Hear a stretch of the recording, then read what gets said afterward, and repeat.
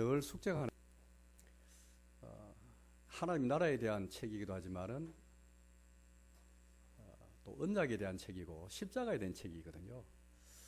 그래서 제가 늘 마음속에 하나님 나라에 대해서는 설교를 했는데 언약에 대해서 십자가에 대해서 설교를 좀 해야 될 건데 늘 이게 과제였습니다. 근데 이번에 사순절 기간 동안에 주님의 십자가를 생각하면서 이 언약과 십자가에 대해서 한번 정말 성경이 가르치는, 성경 우리에게 말씀하는 정말 중요한 주제이고 우리의 삶과 또 모든 시간과 역사에 관해서 정말 중요한 것이 언약이고 십자가이기 때문에 이번 교회의 창세기부터 해서 또 노아와 하나님께서 언약을 맺으시고 아브라함과 언약을 맺으시고 또 다윗과 언약을 맺으시고 또 주님이 새 언약을 허락하시고 마침내 언약을 지키기 위해서 예수님이 오시기 때문에 그게 주님의 십자가인데, 그래서 요 언약과 십자가에 관해서 성경을 한번 전체를 한번 훑는 그런 좀 시간을 가지려고 합니다. 이런 말이 있습니다. 모든 길은 노마로 통한다. 그 말은 과거에 고대 시대에 노마가 워낙 길을 많이 잘 닦아가지고 노마가 여러분들 이탈리아는 유럽 남부에 있는데 유럽 저 북부, 저 영국뿐 아니라 아프리카 북부까지 또 서쪽 동쪽으로 아시아까지 로마가 다 지배하고 장악했지 않습니까? 그러니 로마가 길을 다 닦았어요. 그래서 모든 중요한 물자들 또 심지어 문명, 문화 같은 것도 다 로마로 다 향하게 만들었죠. 그래서 로마를 통하지 않고는 그야말로 문명과 문화, 지식, 예술 이 모든 걸 얻을 수가 없는 거예요. 그래서 모든 길이 로마로 통한다는 말은 이런 뜻이 포함되어 있는 것입니다. 그런데 여러분 이 말이 뒤집어졌습니다. 한때 정말 로마를 통해서 모든 길이 다 이어졌거든요. 그렇지만은 2000년 전에 모든 것이 다 뒤집어졌습니다. 바로 그것은 십자가를 통해서 모든 길은 십자가를 다 통하게 되어 있는 것입니다. 그 말은 무슨 말이냐니까 우리가 하루하루 살아가지 않습니까? 하루에 24시간 또 역사가 있습니다. 시간이 결국 역사를 만들어가는 것인데요. 시간이 있고 역사가 있고 이 모든 시간, 모든 역사는 다 십자가를 다 통해 가게 되어 있습니다. 심지어 인간의 생명과 인간의 죽음, 또 인간의 생사화복, 사람의 축복, 사람이 또 화를 입는 것, 모든 것이 다 십자가를 다 통해 가게 되어 있는 것입니다. 신약성경 고로새서 1장 20절 말씀 보면 이런 말씀이 있는데요. 그의 피로, 예수님을 가리키는 예수님의 피로, 예수님 피가 우리에게 화평을 이루사 만물 곧 땅에 있는 것들이나 하늘에 있는 것들이 그로 말미암아 예수님을 말미암아 하나님이 자기와 화목하게 되기를 기뻐하십니다. 그런 말씀했습니다. 예수 십자가의 이 피는 우리 아까 찬송도 많이 했지만 나를 구원하셨네. 나를 모든 사망의 근세와 또 나를 모든 그런 심판과 저주의 근세에서 나를 구원하셨지만은 그러나 여기 그치지 않고 주님 십자가 피는 단순 내 영혼의 구원 정도가 아니고 우주적인 그런 의미가 있습니다. 땅에 있는 것들, 하늘에 있는 것들 다 예수님의 피로 말미암아 하나님과 화목하게 되는 그 통로가 바로 주님의 십자가였거든요. 주님 일찍이 사람만 창조하신 것이 아니고 모든 만물도 다 창조하셨는데요. 하늘에 있는 것들, 땅에 있는 것 다 창조하셨는데 사람의 범죄 때문에 함께 다 부패하고 타락했잖아요. 이제 주님의 십자가 온 것은 십자가 피로 말미암아 이 모든 것들, 하나님은 주님의 십자가의 피로 말미암아 사람과도 화목하게 되기 원하시고 하늘에 있는 것들, 땅에 있는 것들 다 예수님의 피로 말미암아 화목하게 되기 원하시거든요. 주님의 십자가 피는 우주적인 의미가 있습니다. 내 영혼이 구원받는 정도의 의미가 있는 게 아니고 주님은 자기 아들의 십자가 피를 통해서 모든 세상, 모든 만물과 다 그렇게 화해하게 원하시고 화목하게 원하시거든요. 이 말씀만 생각한다면 보십시오. 모든 역사, 모든 시간, 인간의 모든 길, 인간의 생사화복은 십자가를 다 통과하게 되는 것입니다. 십자가를 통과하지 않고는 아무 그렇게 의미가 없는 것이죠. 여러분 이제 한번 성경 보십시오. 우리 성경 읽을 때에 십자가를 빼놓고 성경 읽을 수 있겠습니까? 우리 교회 생활, 십자가를 제쳐놓고 교회 생활 할 수 있으며 또 신앙생활 할 수 있다고 말할 수 있을까요? 상상도 할 수 없습니다. 성경을 때 우리는 주는 십자가를 다 곳곳에서 보게 되고, 우리 신앙생활에서나 교회 생활에서도 주님의 십자가 빼놓고는 생각할 수도 없잖아요. 성경과 교회 생활, 신앙생활뿐 아니라 시간이나 역사의 측면이나 우주의 측면에서도 십자가를 빼놓고는 그 역사의 의미, 시간의 의미, 생사화복의 의미를 그렇게 이해할 수가 없다는 말이죠. 그게 바로 십자가는 것입니다. 우리 사순일경안에 주님의 이 죽음을 가리켜 십자가를 생각할 때에 내 영혼의 구원뿐 아니라 역사와 시간과 모든 우주의 화목과 관계되는 정말 중요한, 저 모든 길은 노마나 통하는 게 아니고 모든 길은 십자가로 다 통하는 것이구나. 이 진리를 깨닫게 되는 것입니다. 1033년부터 1109년까지 살았던 유명한 학자가 있습니다. 안셀무스라는 학자가 있는데요. 혹시 학생들은 아마 이 이름을 들었을지 모릅니다. 유명한 철학자고 유명한 신학자인데 천년전에 살았던 사람이죠. 이 사람 이런 고민이었습니다. 예수님은 참 사람이면서 참 하나님이 오셨잖아요. 왜 우리의 구세주가 사람으로 오시는가? 유명한 책이 바로 왜 신이 사람이 되는가? 라는 책을 썼습니다. 이 사람은 한마디로 이해하기 위해서 나는 믿는다. 왜 믿는가? 모든 사물을 이해하기 위해서 믿을 수밖에 없다. 그래서 믿음과 이해, 이성과의 관계를 이렇게 잘 정리한 사람인데요. 특별히 이 책을 써가지고 성경에 있는 복음을 잘 해설을 했습니다. 물론 약간 우리한테 좀 안 맞는 것도 있는데 그건 대체적으로 잘 맞고, 이 책을 워낙 유명한 책이 돼가지고 종교인만 읽는 책이 아니고 일반 사람도 다 읽는 책이 되겠습니다. 유명한 사람이거든요.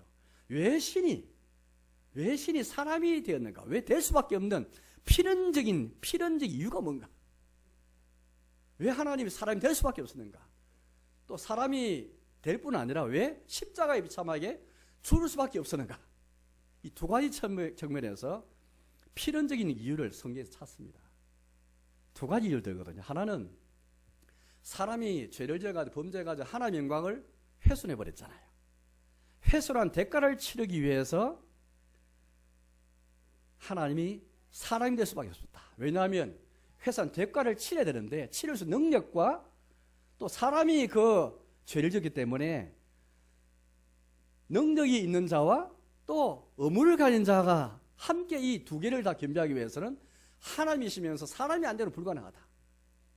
하나님 영광을 훼손한 것은 이걸 다시 대가를 치르는 것은 사람이 힘으로 불가능한 거예요. 하나님의 힘이 아닌 건 불가능한 거예요. 또 의무는 진자는 사람이기 때문에 사람이면서 하나님이 오시는 것, 이게 그리스도다.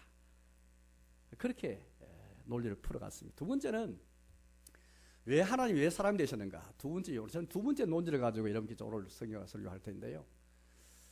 하나님이 사람을 창조하신 목적과 하나님이 사람과 언약을 맺었는데 그 목적은 하나님 안에 사람이 행복을 다 누리고 행복을 느낄 수 있도록 이렇게 사람을 창조하시는데 사람이 범죄가 많았습니다.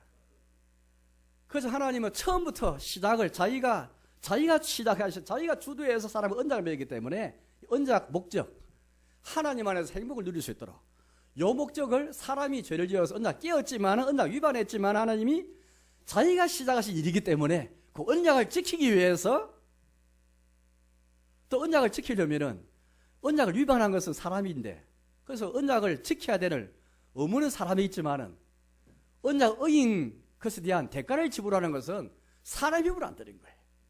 그래서 하나님의 능력을 갖고 또 사람의 의무가 있기 때문에 하나님이시면서 사람으로 와가지고 올 수밖에 없었고, 또 왜 그럼 그분이, 그 그리스도가 하나님이시면서 사람인 그분이 왜 십자가에 죽어있는가? 사람은 오시되 왜 죽어있는가? 언약의 대가를 본인이 다, 언약의 그 위반으로 언약의 대가를 지불하기 위해서 십자가에 다 돌아가신 거예요. 주님이 십자가에 죽으신 것은 언약의 대가를 치르기 위해서, 언약의 저주, 언약의 심판을 받는 그것이 바로 십자가에 비참한 죽음이었다는 것이죠. 이렇게 해서 안셀무스가 다 성경의 논리를 잘 풀어나갔습니다. 이 두 가지 필연,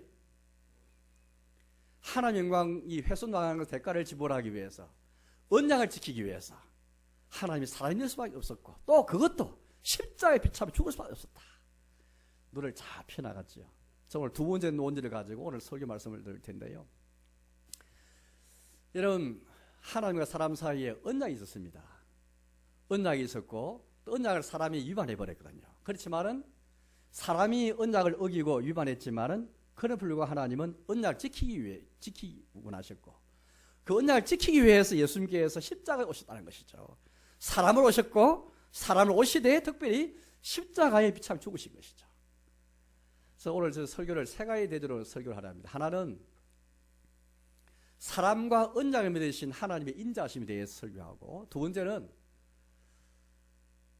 이런 하나님의 인자하심에 불구하고 사람이 언약을 어긴 불순종에 대해서 설교하고, 세 번째는 사람이 언약을 어김에도 불구하고 끝까지 언약을 지키시어서 십자가를 약속하시는 주님의 인자하심에 대해서 설교를 하려고 합니다. 처음에는 먼저 사람과 언약을 맺으신 하나님의 인자하심에 대해서 먼저 설교를 하려고 합니다. 성경을 우리가 제대로 알려면은 하나님께서 사람과 언약 맺으신 이걸 그렇게 우리가 알아야 되거든요. 왜냐하면 이 언약을 맺으심으로써 십자가를 더 이해할 수 있습니다. 모든 게 다 십자가 통하는데 언약을 모르면 십자가가 얼마나 풍성한지 알 수가 없어요. 왜 십자가에 있는가 하필? 왜 십자가는 주님의 비참 죽음이 필요했는가? 필연적이 있는가? 안셀무스가 말한 것처럼 그 언약을 모르면 알 수가 없어요. 왜? 결국 답은 그겁니다. 언약을 지키기 위해서 처음에 하나님 사람을 창조하신 목적, 언약 맺으시는 언약 맺은 목적, 그 목적을 이루기 위해서 자신이시다신 그 일을 위해서 주님이 하나님께서 아들을 보내시고 하나님이시면서 사람을 보내셨고 또 십자가에 참 죽음을 당하여서 언약의 대가를 지불하신 하신 것이거든요. 먼저 하나님이 사람을 창조하시는데 하나님이 사람을 창조하신 것은 바로 굉장히 중요한 사건인데요. 이 사건을 이제 먼저 한번 좀 성경을 살펴보려고 합니다. 창세기 1장 말씀 보시면 하나님이 이제 사람을 창조하시고 특히 사람 창조할 때에 자기 형상과 자기 모양을 따라 사람을 창조하잖아요. 아무렇게 하나님이 사람을 그냥 막 장난처럼 운명의 장난처럼, 흔히 우리가 그리스 신화, 로마 신화 보면은 또 어느 종교에도 그런 신화가 많지 않습니까? 그런 거 보면은 신이 장난치듯이 뭐 사람을 그리 만드는 게 많은데 성경이 말하는 진짜 인간의 기원과 유래를 보면 그렇지 않습니다. 하나님은 사람을 지을 때에 장난처럼 지은 게 아니고 자기의 형상과 자기의 모양을 따라서 다 창조하셨거든요. 이 뜻이 뭔가? 이 뜻에 대해서 우리가 그 교리문답이 있잖아요. 요리문답, 소교리문답, 대교리문답이 있는데 우리 학생들 어린들은 이제 소교리문답을 발표하는데 대교리문답 20문답 보면 이런 말씀이 있습니다. 어떻게 대변하니까 하나님이 사람을 창조하신 것은 무슨 뜻이냐? 물론 하나님이 사람 창조하셔가지고 자기 대신에 모든 만물을 다스리게 하셨죠. 이 목적도 주셨습니다. 그러나 더 중요한 것은 하나님이 사람을 자기 형상대로 지으신 것은 자기와 교제하기 위한 것이다. 그렇게 말해요. 자기와 교제하기 위한 것이다. 정말 요리문답이 너무 이걸 잘 요약 잘한 거예요. 대교리문답 20문답에 나온 겁니다. 하나님이 사람을 창조하신 것은 이런 이유 때문에 자기와 교제하기 위해서. 그래서 여러분들 신약 성경에도 예수 보시고 나서 신약 성경을 보시면 이런 말씀이 있잖아요. 요한에서 1장 말씀에도 우리의 사귐은 아버지와 그의 아들 예수 그리스도와 더불어 누림이라. 중요한 여러분 신앙생활의 교육은 하나님과 더불어 누리는 그 사귐, 이게 신앙 핵심이거든요. 그냥 종교생활, 우리가 기도도 하고 성경도 읽고 이것저것 행동 활동도 많이 하지만 그러나 이 모든 본질은 이걸 통해서 하나님과 우리 사이에 교제를 나누는 거. 이게 하나님의 사람을 창조하신 것이거든요. 그리고 신앙고백서 7장 보면은 하나님 사람을 자기 형상과 자기 모양을 창조하신 다음에 자기가 교제하기 위해서 그렇게 지으실 뿐 아니라 동시에 자기 형상의 사람을 창조했다는 것은 사람과 언약을 맺었다 그렇게 말하고 있습니다. 성경을 좀 많이 이제 읽는 분들은 아마 이래 생각할지 모르겠어요. 아니, 성경에 창세기 1장부터 3장 아무리 읽어봐도 하나님이 사람과 언약을 맺었다는 규질이 없는데, 표현이 없는데 그건 너무 상상해서 말한 것이 아닌가 생각할지 모르겠습니다. 처음에 그럴 수 있거든요. 저번에 그런 생각한 분들이 많이 계셨습니다. 그러나 성경을 잘 읽어보시면 오늘 3장 읽었는데 3장 보시면은 사람이 이제 죄를 짓는 장면이 나오잖아요. 보면 죄를 지은 것은 아담과 하와 사람 죄를 짓지 않습니까? 그런데 죄라는 말이 나옵니까? 죄라는 말이 없잖아요. 불순종해서 죄를 지은 사실이지만은 그러나 그 용어 죄란 용어를 쓰지 않았죠. 오늘 여기에 아담과 하와라는 하나의 백성이 나옵니다. 그렇지만 하나의 백성의 말이 안 나오죠. 그래서 우리는 꼭 그 구체 용어를 써야만 그 실제가 있다는 것이 아니고 그 용어를 쓰지 않더라도 우리는 용어는 나중에 우리가 쓰더라도 그 실제가 있다는 것을 알게 되는 것이죠. 그럼 어떻게 또 우리 추정할 수 있느냐? 구약성경 호세아서 말씀 보시면은 구약성경 한번 찾아보겠습니다. 호세아서 6장인데 구약성경 1261페이지입니다. 한번 보겠습니다. 호세아서 6장인데요. 구약성경 1261페이지. 이 말씀 보시면은 하나님이 아담과 언약 맺으신 것을 여기에 정말 단서가 되는 중요한 구절이 있습니다. 호세아서 6장 7절인데요. 구약성경 1261페이지입니다. 함께 같이 읽어볼까요? 6장 7절 1261페이지입니다. 호세아 6장 7절 같이 읽겠습니다. 그들은 아담처럼 언약을 어기고 거기에서 나를 반역하였느니라. 아담과 이 호세아 선지자 시대는 뭐 시간 차이가 엄청나죠. 그러나 호세아 시대의 하나님의 백성이 너무너무 그렇게 하나님 떠나게 되었잖아요. 하나님 떠나게 된 그 사실을 호세아 선지자가 딱 지적하면서 뭐라 표현합니까? 그들은 아담처럼 언약 어겼고 나를 반역하였다. 그래 말했거든요. 그럼 아담처럼 언약했다는 말은 이 말씀만 잘 묵상하시면 하나님과 아담과 사이에 언약이 있었구나. 여기 전제 안 되고 이 말 표현을 쓸 수가 없잖아요. 이게 첫째 하나고 두 번째는 죄 지은 것은 언약을 어기는 것이구나. 자기를 반역하는 것이구나. 그냥 죄 지은 행동 그 자체가 그것만 딱 떼어서 생각할 수 없고 거짓말을 했으면 거짓말해도 그 자체도 정말 중요하지만 그걸 통해서 하나님과 언약을 어겼고 하나님을 반역했구나. 부부 사이도 그렇고 부모 자녀 사이의 관계도 그런데 이 관계에 있어서 뭘 잘못하면 그냥 잘못하면 그것만 중요한 게 아니잖아요. 사람 마음이 상하고 언약이 깨어지고 관계가 파괴되잖아요.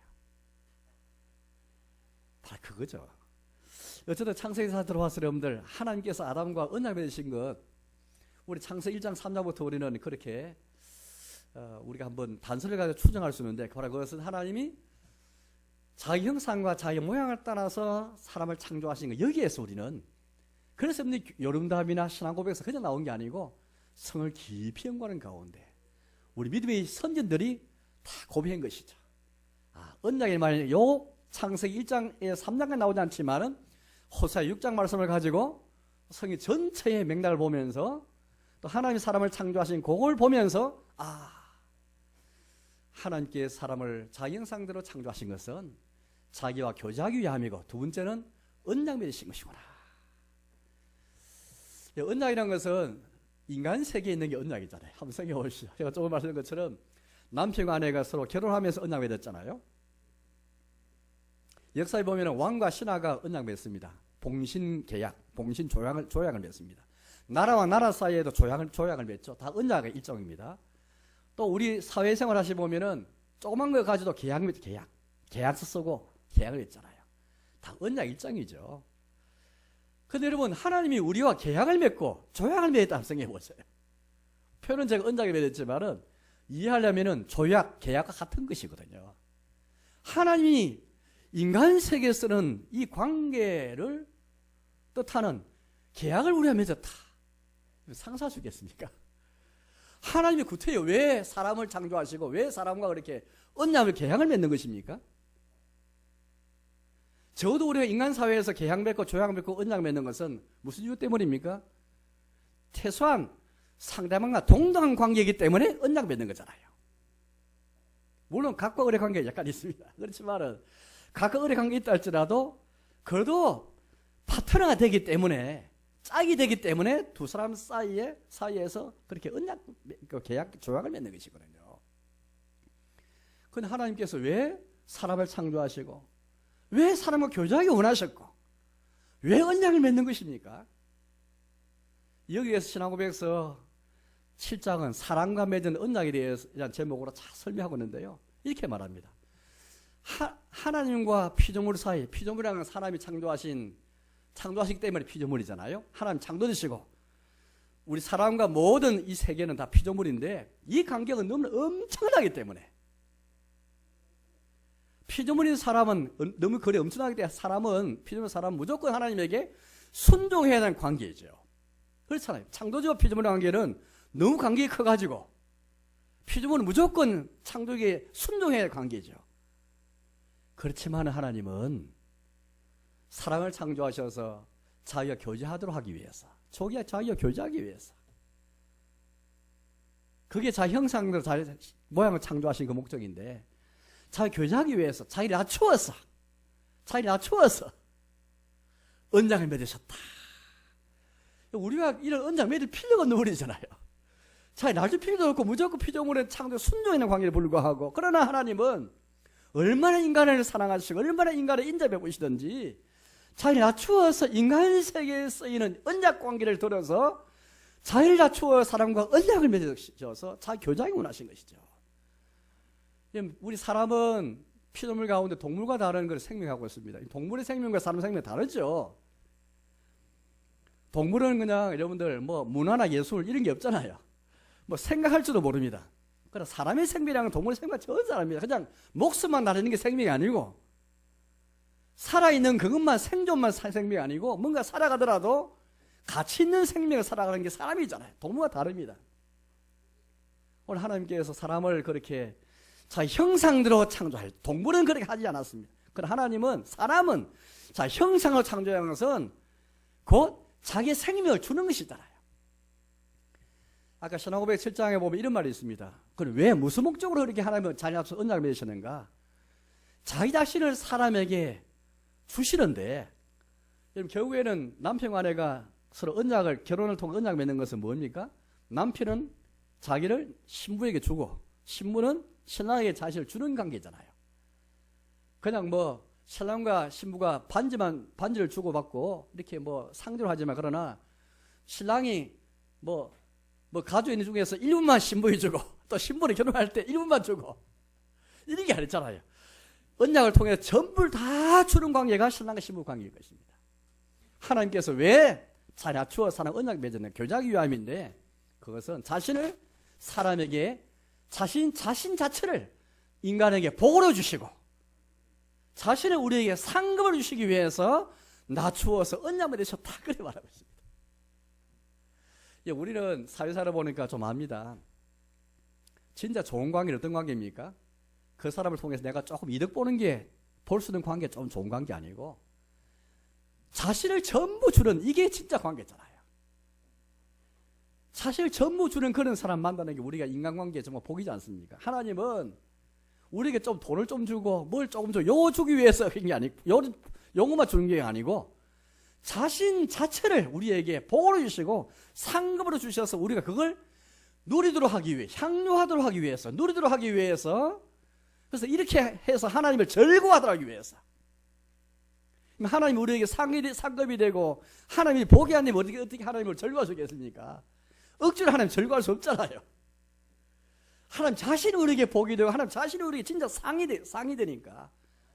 우리가 인간을 살려면 상이 많으면 조금만 뭐 있어도 상을 받기도 하고 상을 주기도 하고 이런 대회도 많고 있는데요. 정말 우리 사람 중요한 하나의 동기 되고 중요한 격려가 되는 것인데, 하나님 자신이 우리에게 상이 되고 하나님 자신이 우리에게 복을 주시기 위해서 낮추어 사람과 언약을 맺으셨다는 것이죠.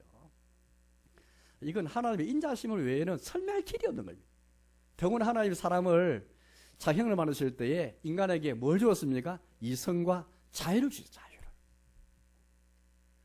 이 어린이를 학생이라고 하면 상상해 보세요. 하나님이 뭐 때문에 우리 사람에게 이 자유를 주었다는 것은 사람이 자신에게 거역할 수도 있고 불순종할 수 있는 자유도 주시는 것인데, 그냥 억지로 자기에게 순종할 수 없도록 만드실 텐데 왜 우리에게 자유를 주어서 그가 거역할 수 있는 자유를 왜 주셨을까? 하나님은 우리 사람을 창조하실 때 자형을 창조하셔가지고 교제하기 원하셨고, 언약 맺으실 때에 자발적으로 기쁨으로 자기와 생명의 교제를 나누기 원하셨거든요. 그래서 우리 하나님은 사람에게 자유를 주시고 이성을 다 주신 거예요. 이것들은 하나님의 사랑 외에는 설명할 길이 없습니다. 사랑하는 여러분, 첫째 오늘 주제를 마치면서 이렇게 한번 교훈을 한번 삼아보겠습니다. 하나님이 지금도 결국 예수님이 오신 것은 끊어진 이 관계, 끊어진 교제를 회복하기 위해서 우리 예수님이 이 땅에 오시는데, 예수 그리스도 오시는데, 이제 우리 예수님 안에 있는 우리가 하나님과 얼마나 생명 있는 교제를 나누고 있습니까? 상상해 보십시오. 너희를 불러서 그의 아들 예수 그리스도 우리 주와 교제하게 하시는 하나님은 미쁘시도다. 고린도전서 1장 9절 말씀이잖아요. 우리를 불러서, 너희를 불러서 그의 아들 예수 그리스도 우리 주와 더불어 교제하게 하시는 하나님. 결국 우리 예수를 믿는 것은 예수님을 교제하는 거예요. 그걸 위해서 미쁘신 하나님이 정말 신실한 하나님 우리를 부르셨다는 것이죠. 왜? 그의 아들과 교제하심으로 하나님과 교제하게 되거든요. 이 교제를 통해 하나님은 자신을 우리에게 상으로 주시고 복락으로 자신을 다 주셔서 그 하나님을 우리의 상으로 우리의 복으로 우리가 즐거워하고 향유하고 누리도록 주신 것이죠. 여기 인간의 행복이 있는 것이죠. 두 번째 이제 주제는 사람이 불순종을 통해서 이 언약을 그렇게 어기고 맙니다. 깨고 맙니다. 이제 창세기 3장 방금 읽어보았지만은 사탄은 타락한 천사이지 않습니까? 거짓의 아비였다. 그렇게 우리가 이 존재를 알고 있습니다. 사탄이 뱀 뒤에 있어가지고 뱀을 통해서 사람을 그렇게 아담과 하와를 그렇게 시험하지 않습니까? 동산에 하나님의 에덴 동산에 사람을 두시는데 그 동산에 마른 나무가 있었죠. 온갖 아름다운 나무가 있었는데 특히 중요한 두 나무가 있었습니다. 한 나무는 생명나무고 다른 한 나무는 하나님 아담과 하와를 시험하는 그런 잣대가 되는 선악을 알게 하는 나무였죠. 생명나무는 뭐냐 하면은 하나님께서 사람을 창조하여서 언약 맺고 교제케 하심으로써 계속해서 이 생명의 교제, 자신의 생명에 참여해서 생명의 교제를 누릴 수 있는 그 보증이 뭐냐 하니까 생명나무입니다. 우리 생명나무를 통해서 왜 하나님이 뭐대 사람을 창조했는가? 자신의 생명을 우리에게 주시면서 생명의 교제를 나누게 하시는 것, 이게 목적이고 알는 것이고, 두 번째 선알게 하는 나무, 이건 하나님이 사람을 시험하는, 정말 사람이 순종해서 자발적으로 기쁨으로 이 언약 관계에 있을 수 있느냐, 이걸 시험하기 위해서 하나님이 주신 나무보다 선알게 하는 나무인 것이죠. 선과 악이라는 것은 하나님 안에서 선과 악이 되는 것이지 그 나무를 따먹어서 선을 알게 되는 게 아니거든요. 창세기 2장 17절 말씀 보시면은 우리 잘 아는 말씀이 있습니다. 하나님께서는 생명나무도 동산에 두셨고 또 선악의 나무도 두셨는데 특별히 선악을 하게 한 나무를 두시면서 뭐라 말씀했습니까? 2장 17절 말씀 보시죠. 이렇게 우리 말씀하고 있습니다. 창세기 2장 17절 말씀 같이 읽어보겠습니다. 창세기 2장 17절 같이 읽겠습니다. 선악을 알게 하는 나무 열매는 먹지 말라. 너가 먹는 날에는 반드시 죽으리라 하시니라. 너가 먹는 날에는 반드시 죽으리라, 그런 말씀했거든요. 결국 아담과 하와가 사탄의 그런 거짓말로, 사탄이 얼마나 어떻게 거짓말을 유혹했습니까? 진짜 하나님이 먹지 말라 하시더냐. 그러니까 아담과 하와가 어떻게 말합니까? 죽을까 한다. 조금 머리가 하나님 말씀을 조금 누구더래 가지고 좀 왜곡하게 딱 그렇게 전하고 벌써 꽤 좀 넘어갔다는 말이죠. 그 다음에 사탄이 뱀을 통해서 뭐라 말합니까? 절대 죽지 않고 너희 눈이 밝아져서 하나님처럼 된다. 사람 마음에 있는 시기심을 딱 발동시켜 가지고 죄짓게 만들거든요. 사탄은 거짓말을 통해서 죄짓게 만들고 사람 속에 있는 마음 중에 시기심을 일으켜서 딱 하게 만드는 것이죠. 결국 아담과 하와는 이 나무 열매를 하나님의 금지하신 명령을 결국 먹어서 주님의 시험에 떨어지고 맙니다. 우리 생활 이렇게 생각할 수 있거든요. 그 조그만 그 규칙 하나 좀 어겼다 해서 하나님 이렇게 하나님께서 아담과 하와에게 벌을 형벌을 주시고 아담 후손에 우리에게도 형벌을 주시는가 생각할지 모르겠습니다. 여러분, 아담과 하와가 선악을 알게 나무 따먹은 거, 이건 사소한 규칙 위반이 아니에요. 방 27절 말씀 보았지 않습니까? 너가 먹는 날엔 반드시 죽으리라. 이건 생명이냐 죽음을 선택하는 그런 문제거든요. 생명이냐 죽음이냐, 하나님과 언약 관계에 있으면서 생명을 택하느냐, 아니면 사탄과 짝하에 사탄과 언약 맺어서 죽음을 택하느냐, 이 심각한 문제거든요. 여러분, 죄란 것은 단순히 내가 거짓말했다, 뭘 내가 나쁜 짓 했다, 이게 아니에요. 아까도 보았지만 하나님과 교제를 끊고 관계 끊는 것뿐 아니라 오늘 말씀 보시면은 죽음을 택하는 것이고 사탄과 짝하는 것이거든요. 이게 성경에서 말하는 중요한 진단입니다. 지금도 이거 유효합니다, 우리에게. 지금도 우리 하나님과 우리의 관계는 예수님 안에서 언약 관계 있잖아요. 그래서 우리가 거짓말하고 나쁜 짓 지으면은 이거는 생명을 택하는 게 아니고 죽음을 택하는 것이 사탄과 관계를 맺는 것이고, 그래서 죄가 얼마나 심각한지 우리는 그렇게 깨닫게 되는 것입니다. 사랑하는 교회 여러분, 이처럼 결국에는 하나님과 언약 아래 있으면서 주님과 교제하고 생명의 교제에 참여하고 언약 아래 있는 것 자체가 이게 생명인데, 생명나무가 그걸 보장하고 있고요. 결국 나중에 보면 우리 3장 보시면은 아담과 하와가 죄를 짓고 나서 어떻게 하면 하나님의 에덴을 쫓아내시면서 생명나무에 접근하면서 다 막아버리시잖아요. 그리고 성경의 제일 마지막 책인 창세기가 제일 처음 책인데 제일 마지막 책 요한계시록 보시면 천국을 설명할 때에 생명나무가 다 있잖아요. 생명나무가. 그래서 예수님이 우리에게 뭐라 말씀하셨습니까? 내가 이 땅에 온 것은 내가 너희로 생명을 얻게 하고 더 풍성히 얻게 하려 함이라. 내가 길이요 진리요 생명이니. 예. 하나님이 세상 이처럼 사랑하사 독사에 두셨으니 저를 믿는 자는 멸망하지 않고 영생을 얻게 하려 하십니다. 영생, 영원한 생명을 얻게 하려 하십니다. 예. 결국 우리는 하나님이 사람을 창조하신 것은 이 영생하는 생명 교제에 참작해 하시고 교제하기 위한 것인데, 이 언약을 맺으시는데 사람이 이 언약을 깬 것은 죽음을 택한 것이다, 사탄을 택한 것이다 라는 것을 깨닫게 된 것입니다. 세 번째 마지막 요지는 그것입니다. 사람의 죄에도 불구하고 사람이 언약을 어겼지만 끝까지 언약을 지키시는 하나님의 인자심에 대해서 저는 마지막 설교를 하려고 합니다. 오늘 하나님께서 이제 아담과 하와가 이처럼 불순도 하고 언약을 깨어서 그렇게 이제 깨었지만 하나님께서 먼저 그렇게 이제 찾으시지 않습니까? 창세 3장 말씀 읽었지만 한번 보겠습니다. 3장 9절 말씀 보겠습니다. 3장 9절 말씀을 같이 읽겠습니다. 여호와 하나님이 아담을 부르시되 그에게 이르시되 내가 어디 있느냐. 하나님이 먼저 아담을 찾으셔요. 아담과 하와는 숨어버렸죠. 하나님께서 이들이 죄를 알았지만은 먼저 찾으셔요. 먼저 주도하셔서 찾으신 것이죠. 가만히 두는 게 아니고 하나님이 얼마나 하나님이 자기의 백성을, 자기의 사람, 창조한 사람과 자기가 창조한 사람이요, 자기 언약 맺는 사람이기 때문에 비록 범죄했지만은 언약을 깼지만은 찾으시는 주님에 대해서 우리는 알 수 있는 것이죠. 너가 어디 있느냐.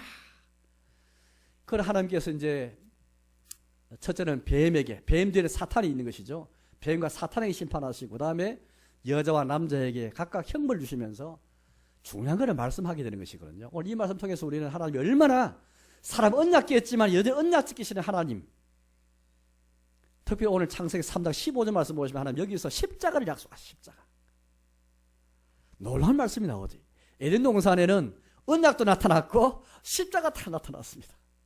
언약 어긴 자에게는 죽음을 택하였잖아요. 아담과 하와가. 죽음밖에 없는 것이지만은 그렇지만 하나님께서 이들에게 위로를 주시면서 한며 심판과 형벌 주시면서도 위로 주시면서 이들을 장차 건져낼 여자의 후손으로 오실 걸수를 약속하시고 장차 주님께서 십자가를 다 약속하신 장면인데요. 먼저 창세기 3장 15절 말씀 읽어보겠습니다. 3장 15절 말씀 15절을 같이 읽겠습니다. 내가 너로 여자와 원수가 되게 하고 내 후손 또 여자의 후손과 원수가 되게 하리니 여자의 후손은 내 머리를 상하게 할 것이요 너는 그의 발꿈치를 상하게 할 것이니라 하시고. 이 말씀은 먼저 뱀에게, 즉 사탄에게 하나님 먼저 심판을 먼저 하셔요. 그 장면 속에 이 말씀이 나오거든요. 그래서 내가라는 건 하나님을 가리키고 너는 뱀, 사탄을 가리킵니다. 하나님께서 이 뱀 뒤에는 사탄이 있지 않습니까? 우리 창세기 말씀뿐 아니라 저 성경 곳곳에 보면은 이 뱀에 대해서 성경을 많이 말하고 있거든요. 이 뱀은 진짜 뱀이기도 하지만은 이 뱀은 또 상징이 돼요. 그래서 우리가 요한계시록이나 다른 말씀 보시면 옛뱀, 옛날 뱀을 가리키면 그건 사탄이다, 마귀다 그렇게 말하고 있거든요. 그래서 우리 이 전체 성경을 보면서 이거는 진짜 뱀이기도 하지만 이 뱀은 또 상징이면서 사탄이 있구나 그걸 알게 됩니다. 그래서 오늘 이 말씀은 뱀을 심판하시는데 뭐 뱀을 위해 사람이 심판하시겠어요? 뱀을 심판하시는 것은 사탄 심판은 사람을 위해서 하나님이 이 심판하는 거거든요. 그래서 오늘 뱀에 대해서 사탄을 심판하시면서 동시에 이거는 하나님이 자기가 사랑하는 사람을 위해서 심판하는 것을 알 수 있습니다. 그걸 봐야 되거든요. 여기서 우리는 그래서 상세 15절 말씀은 이렇게 말하거든요. 성경 우리에게 복음이 있는데 복음 중에서도 가장 첫째 복음이 뭐냐? 원시복음이라는 말인데 원시복음. 흔히 우리가 원시인이 말하잖아요. 원시인, 원조, 원자를 많이 쓰잖아요. 원복음, 원조복음, 원시복음은 창세 3장 15절 말씀이 있습니다. 하나님이 사탄을 심판하시면서 이 사탄을 심판하는 것은 사탄의 심판일 뿐 아니라 사람을 위해 심판하는 것이기 때문에 이 말씀 잘 읽어보시면 여기에는 인간을 위한 복음이 담겼구나 그걸 알 수가 있습니다. 첫째 내용이 이겁니다. 내가 너로 여자와 원수가 되게 할 것이다. 사탄에게 심판하시면서 여자와 원수가 되게 할 것이다. 이 원수관계 맺는 게 심판이잖아요, 여러분들. 이 무슨 말 아시죠? 사람이 잘 지내야 이게 행복한데 갑자기 어떤 사람이 나와 원수가 맺는다. 이건 심판이잖아요. 하나님께 사탄을 심판하실 때에 여자와 원수가 되게 하겠다. 또 그뿐 아니라 너의 후손도 여자 후손과 원수가 되게 할 것이다. 대대로 후손 대대 내려가면서 원수가 되게 만들 것이다. 이것만큼 사탄에 대한 심판이 없고 이것만큼 한편으로 볼 때 사람을 위한 유료의 말씀이 없는 겁니다. 두 번째는 같은 15절 말씀 보니까 여자의 후손은 내 머리를 상하게 할 것이요 너는 그의 발꿈치를 상하게 할 것이니라. 여자의 후손, 여자를 통해서 하와를 통해서 여자를 통해서 후손이 나와가지고 후손 중에 한 사람이 나와가지고 너 머리, 사탄의 머리를 상하게 하는 심판을 말씀하셔요. 이건 진짜 사탄의 심판이면서 이게 자체가 사람을 위하는, 사람을 위로하는, 구원하는 중요한 말씀인데 머리를 상하게 하는 게 머리에 다치면 끝장이잖아요. 여기 머리하고 발꿈치 나오면 발꿈치 다친 것은 아무것도 아니잖아요, 여러분들. 이 발꿈치 다쳐가지고 생명의 지장이 있는 건 아니잖아요. 머리와 발꿈치는 이건 비교가 안 되는 겁니다. 발꿈치 상하는 건 아무것도 아니거든요. 그래서 여자 후손은 발꿈치 상하는 가벼운 상처 입지만 그러나 여자 후손이 나와서 너의 머리를 상하게 하는 결정적인 이 죽음, 치명타를 가하게 될 이 심판을 말씀하시면서 동시에 사람의 구원이 되는 유료되는 말씀을 따라가시거든요. 바로 여러분 여자 후손 가운데 드디어 누가 나오셔요? 바로 예수도 나오시잖아요. 여자 후손의 말은 무슨 말입니까? 결국 하나님이 이 사탄의 머리를 상하게 할 자가 사람을 올 것을 약속하신 거잖아요. 아까 안세모스의 말을 제가 소개하면서 왜 예수님이 하나님이시면서 왜 사람이 올 수밖에 없었는가? 여자의 옷으로 오실 것이다. 이 사람 온다는 말이잖아요. 여자의 몸에서 날 사람으로 온 자가 구세적으로 나와가지고 사탄의 머리를 상하게 하는, 사탄을 심판하시면서 사람을 구원하는 이걸 약속하신 것이거든요. 신약 성경 한 군데 말씀 더 찾아보겠습니다. 골로새서 말씀인데 골로새서 2장 16절 말씀인데 예수님의 십자가를 가르칠 때 뭐라는 말씀한 걸 잘 보세요. 오늘 이 상 3장 15절 말씀과 연관시켜서 말씀하고 계시거든요. 신약 성경 골로새서 2장 16절 말씀인데 이렇게 우리에게 말씀하고 있습니다. 신약 성경 골로새 2장 16절 말씀인데 326페이지 신약 성경 326페이지입니다. 3장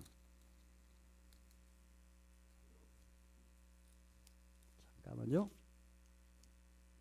2장 15절 말씀 죄송합니다. 2장 15절 326페이지 골로새서 2장 15절 말씀 같이 읽어보겠습니다. 골로새서 2장 15절 같이 읽겠습니다.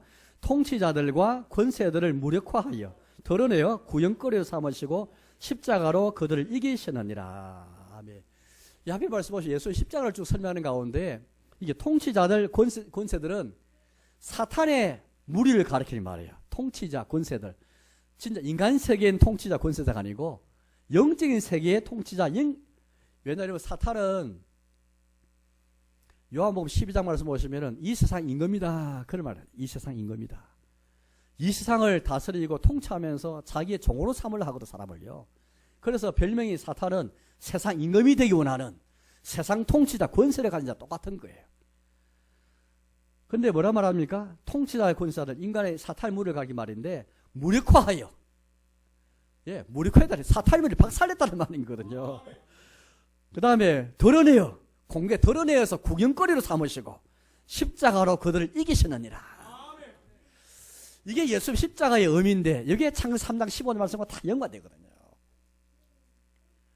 다시 한번 제가 한번 정리해보게요. 첫째는, 창세기 3장 15절에 약속하신 건, 첫째는, 우리 하나님께서는 사탄을 심판하시면서 여자 후손을 약속하셔서 사탄의 머리를 상하게 하고 십자가로 그들 이길 수 있도록 통치자와 권사를 무력화하여 드러내어 구령거리로 삼으시고 그걸 이기시는 이 승리를 주님이 약속하신 것이죠. 왜? 사탄 때문에 시험받아서 우리가 넘어지고 말았으니까요. 이게 심판이 되거든요. 그 약속을 지키기 위해서 예수님께서 십자가에 오신 것이죠.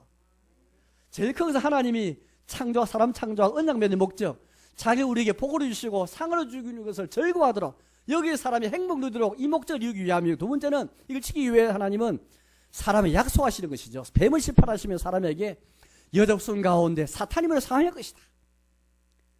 이 약속을 위해서 예수님이 이 땅에 오셨고, 특별히 주님이 많은 일 하셨지만 가장 중요한 사역은 이런 십자가에서 우리를 위해서 고난받고 죽으시는 것인데, 이걸 통해서 통치자와 권세자들 무력화하여 드러내어 구경거리로 삼으시고 그걸 이기시는 이 승리를 우리에게 약속하신 것이죠. 두 번째 약속은 뭡니까? 예, 여자 원수가 되게 하는 것. 이제는 우리 거꾸로 말해, 우리 사람편에 생각한다면 이제 사탄은 계속해서 우리를 자기의 종으로 삼고자 하잖아요. 이 세상 임금인 사탄은 계속 우리에게 조그만 어떤 온갖 유혹을 통해서, 이 세상에 얼마나 유혹들이 많지 않습니까? 그걸 통해서 우리를 자기의 종으로 노예로 삼으라는 것이죠. 어린 여러분, 학생 여러분, 사탄은요, 사탄 눈은 보이지 않죠. 그렇지만은, 영적인 세계 눈을 보지 않지만은, 항상 우리를 자기의 종으로 삼기 원해요. 그래서 하나님께서 우리 사람을 위해서 사탄을 심판하실 때 사탄과 원수가 되게 만드는 것, 이거 이렇게 안 하면은 사람이 사탄의 종이 되기 때문에 원수가 되게 만들어야 되는 거예요. 이제 그 이후 역사를 한번 보십시오. 아담과 하와에게서 많은 자녀가 나왔죠. 그 중에 자녀 가운데 아담과 하와가 가인과 아벨 셋 요만 낳은 게 아니고 많은 자녀를 낳았죠. 왜냐하면 수명이 몇백 년을 살기 때문에 많은 자녀를 낳았지만 그중에 특별히 가인과 아벨 셋만 성경을 말하고 있죠. 나중에 아벨은 죽고 맙니다. 이제 가인은 이제 쫓겨나서 이제 한쪽으로 가고 하나님이 또 셋을 주셨어요. 가인을 따르는 후손들은 계속해서 뱀, 마귀핀에 서가지고 계속 하나님을 떠나고 있습니다. 밤에 셋의 후손들은 계속해서 어떻게 합니까? 창세기 3장 15절 말씀에서 약속한 하나님의 약속. 여자 후손이 나와서 사탄의 머리를 상하게 할, 또 사탄과 원수가 되는 것, 이 약속을 믿고 하나님 의지하고 사탄을 원수로 알고 영적 사탄과 싸워나갔던 그 무리들이 있는 반면에, 한쪽으로는 사탄 원수를 맺지 않고 사탄과 짝하면서 살아갔던 그런 부류가 다 나타난 거예요. 지금부터 1600년 전에 어거스틴이라는 유명한 철학자였죠. 아구스티누스라는 철학자였는데, 이 사람이 하나님의 도성, 하나님의 성이라는 책을 썼지 않습니까? 그건 이 내용입니다. 이 창세기 3장 15절부터 두 종류의 후손, 두 종류의 나라, 두 종류의 도성에 대해서 말하고 있는 거죠. 한편에 뱀의 후손, 마귀의 후손 한 사람은 경건한 자의 후손, 한 사람은 하나님의 나라, 세상 나라, 하나님의 도성, 세상의 도성, 예루살렘과 바빌론, 이걸 다 비교하면서 역사를 기술하는 사람이 어스린 것이거든요. 다윗과 골리앗 보십시오. 다윗은 이 하나님의 승리, 창 3장 15절 말씀 약속을 확신하면서 장차 그리스도가 오셔서 분명한 사탄의 머리를 상할 것이라는 그리스도 안의 승리를 확신하면서 마귀와 싸워나갔잖아요. 그러나 골리앗은 정반대였죠. 또 그건 한참 모르니까 아담 하와에서 조금만 떨어져 가면은 누가 나옵니까? 예, 에녹이라는 사람이 나오고 라면에 사는, 동시대에 사는 사람이거든요. 에녹은 하나님과 함께 삼위가 동행한 사람이잖아요. 하나님 약속을 믿고 주님의 성령을 믿으면서 사탄과 원수로 여기며 살아갔는데, 반면에 라멕의 사람은 자기가 조금 누구한테 어떤 손해에서 상처 입었는데 복수해가지고 스스로 죽이고 말았습니다. 이걸 자기 아내에게 자랑할 정도로 폭력과 온갖 거짓을 그렇게 일삼았던 문명을 다 말하고 있거든요. 그뿐만 아닙니다. 신약 성경에 보니까 사도 바울이 있는데요. 오래 살은 사도 바울은 창세기 3장 15절 말씀 다 믿으면서 이런 고백했습니다. 평강의 하나님께서 속히 사탄을 너희 발 아래에서 상하게 하시리라. 제가 이 말씀 감사해요. 로마서 16장 20절 말씀인데요. 평강의 하나님께서 속히 사탄을 너희 발 아래에 상하게 하시리라. 주님의 십자가를 통해 사탄의 머리가 상하게해서 결정적인 치명타 당했지만은 아직 사탄은 활락하고 있잖아요. 언제 사탄이 다 그렇게 여러분들 이제 패배당합니까? 예수님 재림하실 때에 사탄은 완전히 영원한 불못에 던져지고 영원한 참패를 당할 될 것입니다. 예수님 재림 그날을 바라보면서 사도 바울이 확신하면서 말했죠. 평강의 하나님이 속히 사탄을 너희 발 아래에 상하게 하시리라. 이걸 믿으면서 사탄과 싸워나가는 거, 이게 사도 바울의 삶이었고 신자의 모든 믿음의 삶이었거든요.